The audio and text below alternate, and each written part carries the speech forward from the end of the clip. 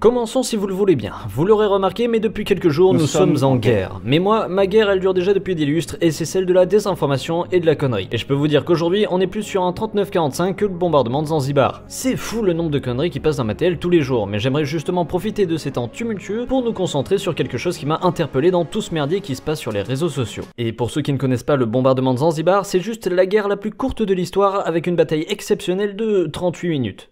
Oui, je sais, oui, c'est la durée moyenne d'un épisode de Monk. Un tweet a particulièrement retenu mon attention, celui de Kim Kardashian. Nous pouvons voir qu'elle partage une publication Facebook. Ah, quel plaisir de retrouver Facebook! Sur cette fameuse image, nous pouvons y voir un paragraphe de livre entouré et on peut y lire ceci. Vers 2020, une maladie ressemblant à une forme grave de pneumonie se répandra à travers le monde, s'attaquant aux poumons et aux bronches et résistant à tous les traitements connus. Encore plus stupéfiante que la maladie elle-même sera sa soudaine disparition et sa réapparition 10 ans plus tard, avant de disparaître pour de bon aussi rapidement qu'elle est apparue. Et d'après ce post Facebook, ce livre daterait de 2008. C'est donc ce qu'on appelle une prédiction. Il va sans dire qu'au vu du nombre hallucinant de partages du tweet de Kim Kardashian, le post a dû être vu des millions de fois. Et mine de rien, un paquet de personnes ont commencé à porter un intérêt tout particulier à ce livre depuis ce jour. Et c'est pourquoi je vous propose de m'accompagner pour découvrir ce merveilleux livre nommé End of Day, Prediction and Prophecy About the End of the World, la fin des temps, prédiction et prophétie en français. Paru en 2008, ce livre d'une certaine Sylvia Browne, écrivaine et médium, est un condensé de prédictions en tout genre sur un peu tous les domaines. Sur plus de 300 pages, il couvre particulièrement les années 2008 à 2050, mais s'autorise quelques écarts jusqu'à même parler de la fin du monde. On y retrouve également les réponses aux questions sur la fin des temps annoncées par les Mayas en 2012, ou encore la signification des prophéties telles que Nostradamus ou le livre des Révélations, mais également sur ce qu'il se passe après la fin du monde, au retour de Jésus sur Terre, et plein d'autres magnificences en tout genre. Oh oui, ça part mal, mais attendez, on vient à peine de commencer. Personnellement, je me suis surtout concentré sur le passage des prédictions de 2010 à 2050 qui commence à peu près au dernier tiers du livre. Dans celui-ci, on retrouve bel et bien notre paragraphe tant adoré de nos complotistes et autres fripons. Maintenant que les présentations sont faites, analysons vite fait ce petit paragraphe. Alors, que dire? Eh bien déjà que c'est assez évasif sur beaucoup de points. Pour commencer, vers 2020 signifie quoi? Car que je sache, si la maladie se nomme Covid-19, c'est parce que Co signifie Corona, virus et D19, décembre 2019, sa date d'apparition en Chine. Donc même si on en ressent les effets début 2020, celui-ci est arrivé en 2019. Mais je vois déjà certains qui vont me dire que vers 2020 englobe 2019, 2020 et 2021. Et c'est vrai, vous avez totalement raison, la formulation de la phrase permet de se mettre à l'abri pour au moins 3 ans. Pour ce qui est de résistant à tous les traitements connus, ça je ne peux pas savoir à l'heure où je tourne cette vidéo. En ce moment, beaucoup d'études sont portées sur différents traitements et nous attendons les résultats. Mais vous allez voir qu'on n'a pas besoin de cette information particulièrement pour la suite. Pour la seconde partie du paragraphe, eh bien il faudra encore attendre 10 ans pour voir. Ou pas. Car même si c'est évasif, et retenez bien ça, je ne peux que saluer la superbe coïncidence que nous avons là. Oui, j'ai dit coïncidence et pas prédiction, et ce pour plusieurs raisons. Déjà pour l'auteur, mais on y reviendra dans un instant, mais surtout pour ce qu'il y a avant et après ce paragraphe. Et vous imaginez même pas à quel point rien ne va ni ne fonctionne dans ce livre. Donc je vous propose de regarder ensemble plein de prédictions de Sylvia Browne issues de son livre et dont on a déjà dépassé la date, c'est-à-dire toutes les prédictions de 2008 à 2020, car au moins on peut les vérifier. Une infection bactérienne ressemblant à la maladie mangeuse de chair d'il y a plusieurs années arrivera en 2010. Transmise à l'homme par des acariens presque microscopiques, importés de manière indétectable par des oiseaux exotiques. Vous voyez le problème quand on fait trop précis, c'est qu'on se plante forcément. C'est bien entendu faux. Il ne s'est absolument rien passé d'exceptionnel en 2010, mis à part le H1N1 qui avait déjà commencé depuis mars 2009 et qui ne correspond pas du tout à ce qui est écrit. Alors pour tout vous dire, la maladie mangeuse de chair se nomme fascite nécrosante et en 2010, on a dénombré 74 personnes étant atteintes de cette infection aux États-Unis, mais elle était là tout le temps en fait. Des micropuces implantées à la base du cerveau rétabliront des signaux sains entre le cerveau, le système musculaire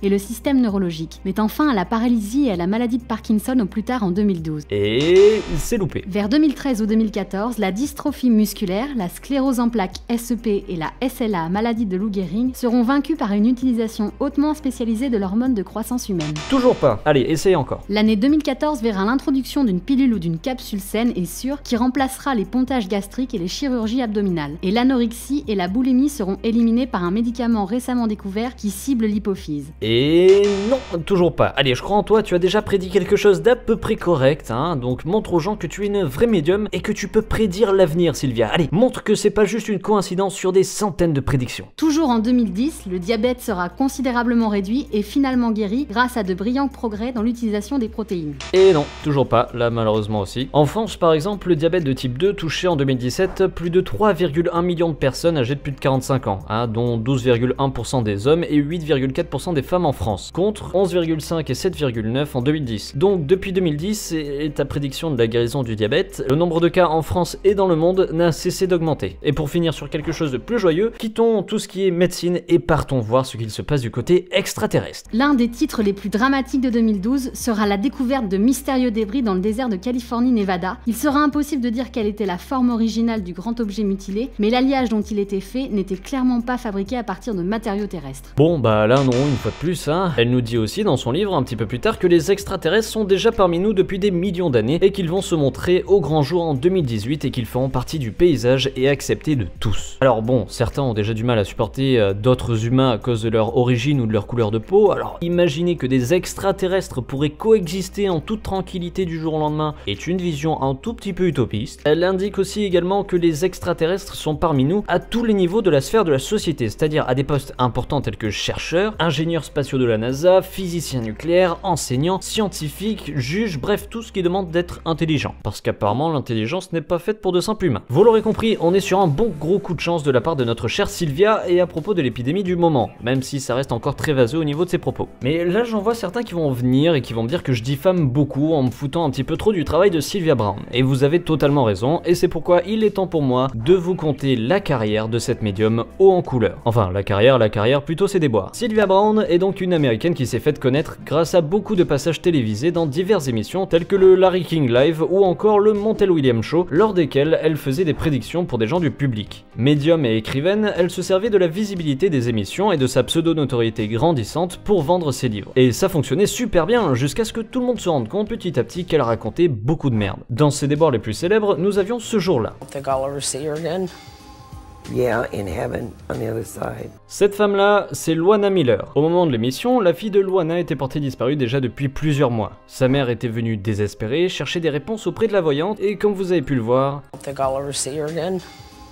Yeah, in heaven, on the other side. Elle lui a dit que sa fille était morte. Remplie de tristesse et avec aucun avenir devant elle, Luana mourra de chagrin 2 ans plus tard, selon sa famille, en ayant à l'esprit qu'elle ne pourrait jamais plus revoir sa fille. Sauf que 7 ans plus tard... Help me, I'm Amanda Berry. You need police, fire, or ambulance. I need police. Okay, and what's going on there? I've been kidnapped and I've been missing for 10 years and I'm here, I'm free now. Et oui, Amanda Berry, la fille de Luana Miller, est bel et bien en vie. Elle fut séquestrée pendant plus de 10 ans dans une maison avec 2 autres jeunes filles. Et quand on interroge Sylvia Browne pour savoir pourquoi du comment de sa prédiction fausse, elle répondit « Seul Dieu a raison tout le temps. » Comme c'est pratique. Quand on s'autoproclame meilleur médium du monde et qu'on annonce à une mère que sa fille est morte alors que non, c'est qu'on est un charlatan sans cœur et sans dignité. Si cette histoire vous a foutu les nerfs, en voilà une autre. Sean, un enfant de 11 ans, avait disparu depuis quelques temps déjà. Ses parents sont allés voir Sylvia Browne pour espérer trouver des réponses. Notre médium leur a alors dit que leur fils était mort et enlevé par un homme très grand, avec des tresses rasta noires et conduisant une berline bleue. Résultat, 4 ans plus tard, le garçon fut retrouvé vivant et son ravisseur Michael Devley était petit, avec des cheveux bruns, sans tresses et avait un camion blanc. Tout faux une fois de plus. Continuons avec Holly Crowson, disparue en 2002. Lorsque sa mère est venue voir notre médium, elle lui a dit que sa fille était toujours en vie et qu'elle travaillait à Los Angeles comme danseuse dans un club. Or, elle était déjà morte depuis des années au moment de l'interview. Là encore, donner de faux espoirs à des parents qui ont fait pendant des mois tous les clubs de Los Angeles à la recherche de leur fille, c'est immoral. Notre chère voyante prétendait également servir de détective médium auprès du FBI pour les aider dans certaines enquêtes. Et je vous renvoie d'ailleurs en fin de vidéo à celle du débunker des étoiles sur le sujet, où il montre la carrière de plusieurs médiums en tant qu'enquêteur et également d'autres histoires de prédictions ratées de notre cher Brown. Il vous expliquera également la méthode de ces charlatans pour tout le temps avoir raison, même quand ils ont tort. Et vous allez voir qu'après cette vidéo, vous vous sentirez comme un Sherlock Holmes en herbe, ou alors vous aurez envie de buter tout le monde. Au final, pendant sa carrière, Sylvia Browne estimait avoir un taux de réussite qui se situe entre 87 et 90% sur ses prédictions. Mais c'était sans compter sur le magazine Skeptical Inquirer, bon je sais pas comment ça se prononce, qui a fait une enquête sur plus de 115 prédictions données par Sylvia Browne dans l'année 2010 et qui ont conclu à un taux de réussite de 0%. Oui, vous avez bien entendu, 0% de réussite, alors que Sylvia dit réussir quasiment toutes ses prédictions. Et quand elle rate, elle nous sort des excuses sorties des meilleurs livres de la mauvaise foi. Rendez-vous compte quand même qu'elle s'est plantée sur la date de sa mort, elle s'est pas plantée d'un jour ou d'une semaine, hein, mais de 11 ans, hein, ça fait un petit peu beaucoup là. En mai 2003, elle avait prédit dans l'émission de Larry King qu'elle allait mourir à l'âge de 88 ans, or elle est morte en 2013 à l'âge de 77 ans. Maintenant que vous connaissez un peu mieux sa carrière et ses déboires, je veux qu'on revienne vite fait sur son bouquin. Bien évidemment, elle n'en a pas sorti qu'un seul, mais un bon paquet. On passera d'ailleurs sur tous les plus beaux sujets qu'elle a pu nous servir, mais cela vous donne une idée du business qu'il y a derrière ce genre de charlatan. Mais voilà, le problème de tout ceci restera le temps. Le temps fait oublier aux gens constamment tout plein de choses. Et la carrière de cette femme aussi. Donc quand une prédiction vague est à peu près bonne et qu'elle prend une ampleur grâce à des stars de la télé-réalité,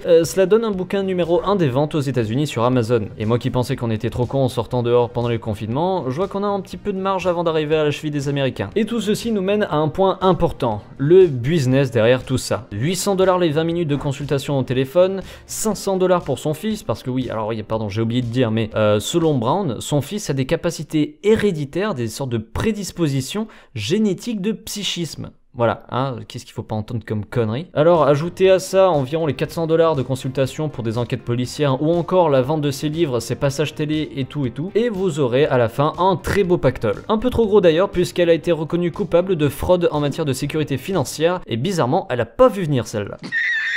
Vous l'aurez compris, donner de la crédibilité au texte d'une personne qui se dit voyante et n'a pu prédire sa propre mort est aussi con que donner de l'eau à une personne qui se noie. Oui, j'ai déjà fait mieux niveau expression, j'en suis navré. Quand on sait que l'éditeur du livre a annoncé qu'une réimpression du livre serait faite dans les prochains jours suite à la prise d'intérêt soudaine pour ce bouquin, on se dit que tant qu'il reste de l'argent, les charlatans seront toujours présents. Ah oui, j'ai oublié de me présenter, je suis Lenny de la chaîne SenseCoder et je vous souhaite la bienvenue dans Complément d'information.